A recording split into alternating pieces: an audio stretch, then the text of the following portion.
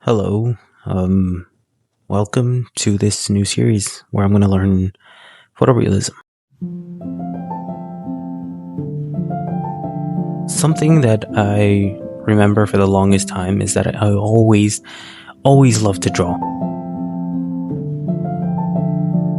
And that comes down from my childhood, which I have to obviously talk about my best friend, my childhood best friend. I won't name him or anything just to keep his identity anonymous because that's what he would want. Yeah, I remember him showing me everything about drawing, everything I ever had to know about drawing.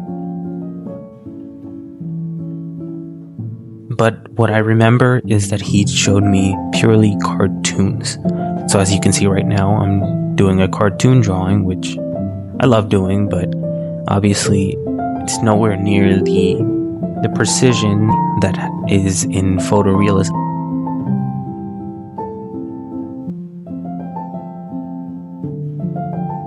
Obviously, it's a piece of art that I love and I cherish a lot, but I want to try to do something different.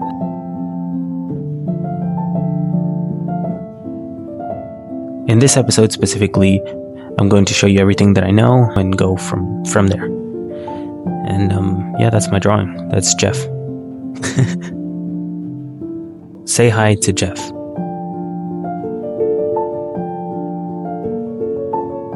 I'm going to start by showing you the examples of what I know when it comes to shading and values.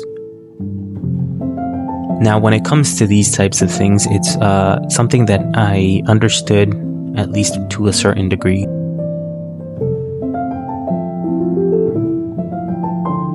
As you can see here, it all comes down to the pencil, how much you press on, and what type of image you're trying to portray.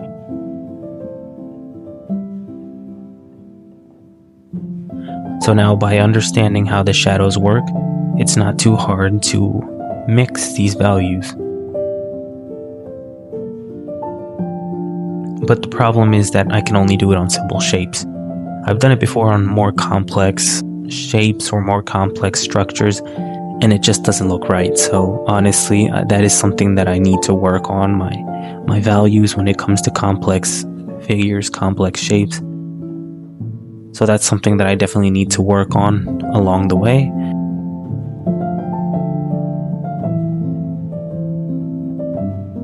I don't love the way this looks, but it is what I know, and you gotta start somewhere, right?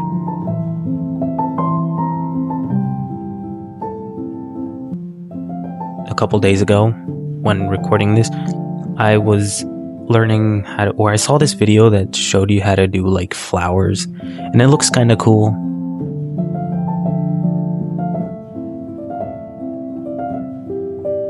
But then I tried it here and it's not as good. I'm not as good, but I don't think that really matters.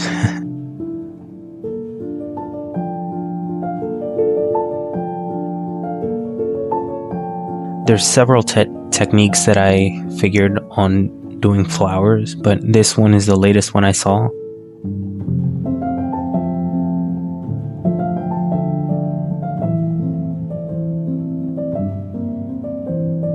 And then there's another one that's like very, very simplistic, which I used to do a lot in middle school.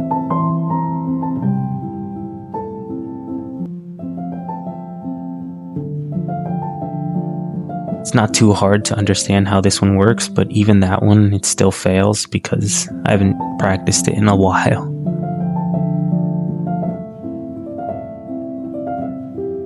I don't know what flowers they are, but that's how I make them. So now I'm going to show you something out of reference, which is how I feel that I shine for now. I'm going to use these beautiful nothing ear open, and I'm going to use them as a reference to make this drawing. It's kind of hard to show you my reference because of the harsh lighting and because I didn't record any B-roll for this, but here's a quick example of how I would do it.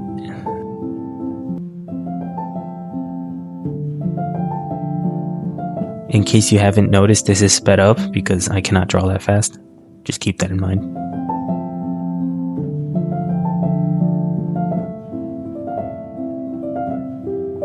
I already mentioned my best friend as a kid. He was my childhood best friend. I knew him for a very long time. I haven't talked to him, and if you ever watch this, I miss you, buddy. I really do. So yeah, it's thanks to him that I really got into drawing, and I'm grateful that I met him because he's such a great guy.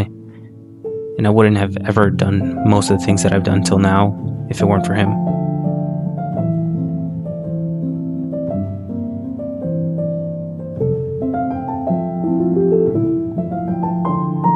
Okay, so that's all for today. I'm going to leave you with this image of my drawing. Hope you like it. Either way, see you next time. Stay curious.